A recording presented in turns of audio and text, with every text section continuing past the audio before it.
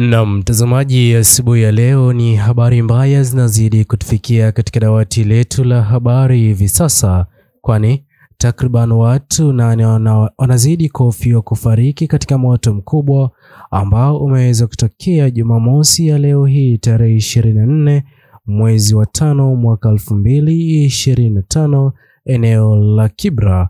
Takriban watu 8 wanahofiwa kufariki kutokana na moto mkubwa uliozuka Jumamosi ya leo. Kulingana na watu wa karibu walioweza kushuhudia moto huo, imeweza kubainika kwamba maisha ya watu 7 wa familia mmoja ikiwa mjamzito waliweza kupatwa na mkasa huo wa moto ulioweza kugharimu maisha yao.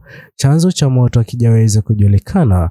Mtazamaji, pia mbunge wa eneo hilo Mheshimiwa Peter Orero ameweza kudhibitisha mkasa huo wa moto na kuahidi uchunguzi wa haraka uweze kufanyika, akidai ya kwamba kutokana na habari ya kusikitisha ya watu 6 walioweza kuiaga dunia kutoka kwa familia moja, wengine 8 pia waliweza kupata majeraha na kukimbizwa katika hospitali zilizoko karibu kwa ajili ya huduma ya kwanza ili waweze kupata nafuu kutokana na majeraha ya moto, jambo ambalo limeweza kusikitisha wengi.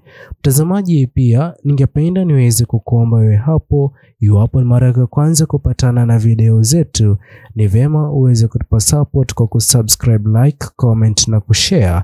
Pia tuwatakie wote walioweza kupata ajali kwa moto huu afueni ya haraka, na pole kwa familia zilizoweza kupoteza wapendwa wao, waweze kuwa na nguvu katika kipindi hiki kigumu.